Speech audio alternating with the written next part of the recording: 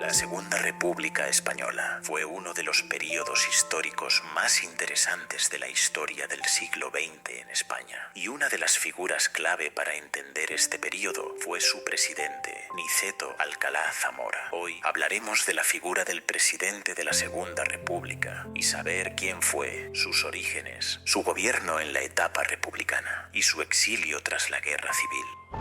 Niceto Alcalá Zamora fue el cuarto hijo de Manuel Alcalá Zamora Caracuel y Francisca Torres Castillo. Fue natural de Priego de Córdoba. Destacó por ser un estudiante aventajado. Alcalá Zamora cursó el bachillerato entre 1887 y 1891 en el Real Colegio de Cabra. A la temprana edad de 17 años ya era licenciado en Derecho por la Universidad de Granada y a los 22 años letrado del Consejo de Estado. 9 años después, en 1900, contrajo matrimonio con Purificación Castillo Vidaburu, 3 años menor que él, con quien tuvo 8 hijos. Al cumplir los 40 años ya era conocido como un abogado de gran prestigio. Esto le permitió hacerse cargo de la cartera del Ministerio de Fomento en el gobierno de Manuel García Prieto. Era un destino bastante lógico para un político que durante toda su vida y desde muy joven había hecho gala de sus ideas liberales y monárquicas, lo que le llevó en su juventud a entrar en el Partido Liberal, liderado entonces por figuras como Práxedes, Mateo Sagasta. Sin embargo, tuvo grandes dificultades debido a la escasez de alimentos. Aquel gobierno no sobrevivió ni siquiera un año, pero aún volvería a ser ministro, en este caso de la guerra. Alcalá Zamora fue ocupando varios puestos hasta la llegada de la dictadura de Miguel Primo de Rivera. Alcalá Zamora fue modificando su postura política hasta convertirse en uno de los más firmes opositores al régimen dictatorial del general Primo de Rivera y de la monarquía de Alfonso XIII, que avaló a la dictadura. Con la proclamación de la Segunda República en 1931, Alcalá Zamora fue propuesto como presidente, principalmente por temor a que Alcalá Zamora emprendiera una campaña revisionista y de desprestigio contra la República, debido a la visión anticlerical del gobierno provisional y el profundo sentimiento religioso de Alcalá Zamora. Los socialistas y los hazañistas convinieron en ofrecerle la presidencia de la República,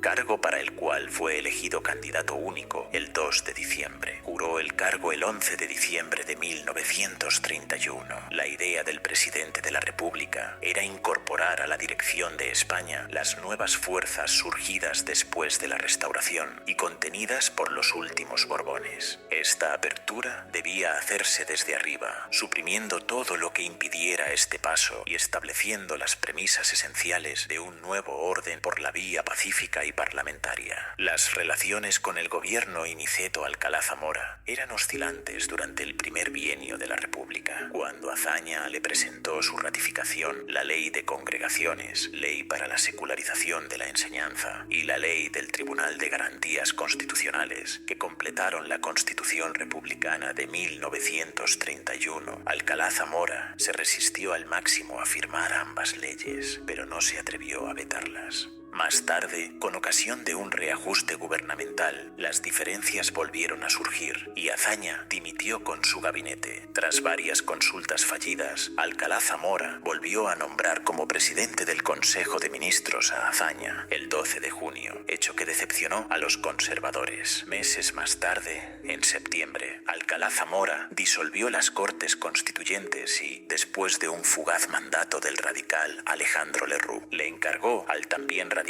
Diego Martínez Barrio la celebración de nuevas elecciones para el 8 de octubre de 1933. Tras la victoria de la Confederación Española de Derechas Autónomas, o CEDA, se iniciaría el bienio cedista. Durante el bienio cedista, Alcalá Zamora se llevó mal con los radicales y sobre todo con la CEDA, ya que desconfiaba del espíritu democrático del partido de Gil Robles, que, si bien se declaraba respetuoso con el orden establecido, no había jurado lealtad a la República. Por esta razón, buscó siempre soluciones de compromiso, como el confuso gobierno del radical Ricardo Samper, que no gustaron a nadie. En octubre tuvo que volver a recurrir a Lerroux, que formó gobierno con 3 ministros de la CEDA, pero el levantamiento independentista del 6 de octubre de 1934 en Barcelona, la revolución de Asturias, su indecisión y el escándalo del extraperlo impidieron una acción de gobierno coherente. Por otra parte, Alcalá Zamora utilizó todos sus recursos para apartar a la Ceda del poder hasta que la crisis de gobierno del 9 de diciembre de 1935 le ofreció esta oportunidad. Nombró primer ministro a su amigo Manuel Portela Valladares, que presidió un interregno entre noviembre de 1935 y febrero de 1936. Su intención era crear una fuerza de centro entre la derecha radical cedista y la izquierda social afañista. Tras las últimas elecciones de la Segunda República y la victoria de la coalición de partidos de izquierdas conocida como Frente Popular, Miguel Azaña fue el encargado de formar gobierno. Los republicanos de izquierdas no habían olvidado la actitud de Alcalá Zamora. Desde junio de 1933 se abrió un debate en las Cortes sobre la inconstitucionalidad de la última disolución de las mismas, ya que según la Constitución de 1931,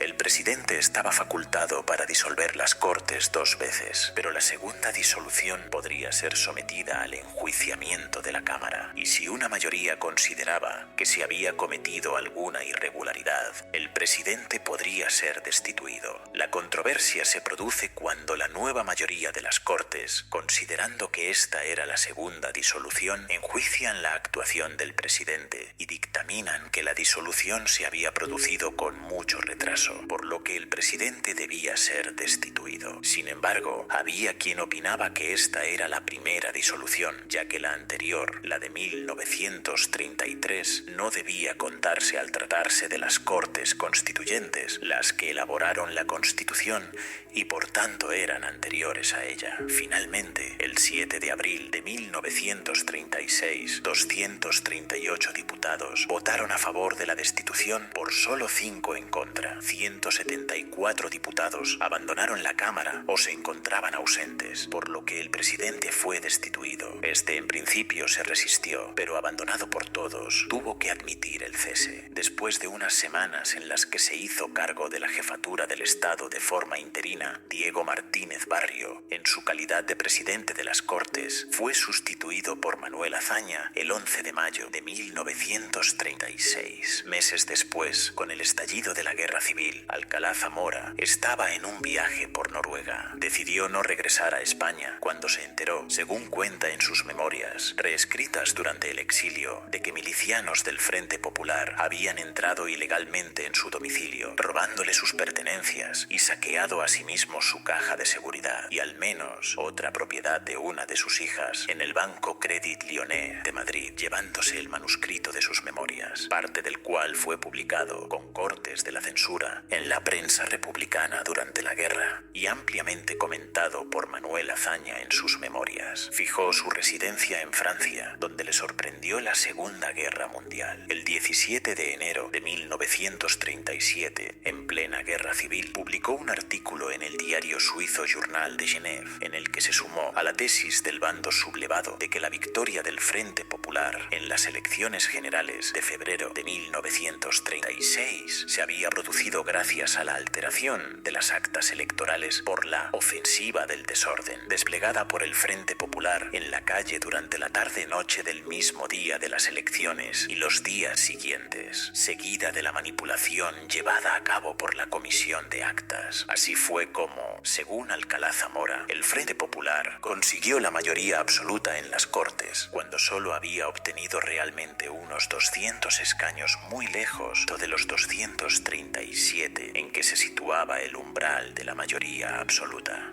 Terminada la guerra, en 1941, el Tribunal Nacional de Responsabilidades Políticas, creado por el bando vencedor, le impuso una multa de 50 millones de pesetas por considerarlo uno de los principales responsables, por acción y por omisión, de haber forjado la subversión roja, haber contribuido a mantenerla viva durante más de 2 años y a estorbar el triunfo providencial del glorioso alzamiento, lo que conlleva la confiscación de sus sus bienes. También le condenó a la pérdida de la nacionalidad española en aplicación del artículo 9 de la ley. Aunque no hay constancia de que el gobierno franquista llegara a aplicar dicho extremo, después de múltiples penalidades debido a la ocupación alemana y a la actitud colaboracionista del gobierno de Vichy, salió de Francia y tras un viaje transatlántico de 41 días en barco, llegó a la Argentina en enero de 1942, donde vivió de sus libros, artículos y conferencias hasta su muerte. Años más tarde, muere el 18 de febrero de 1949, a los 71 años en Buenos Aires, Argentina. Su cadáver fue repatriado a España en 1979 y enterrado en el cementerio de la Almudena de Madrid, donde descansa a día de hoy.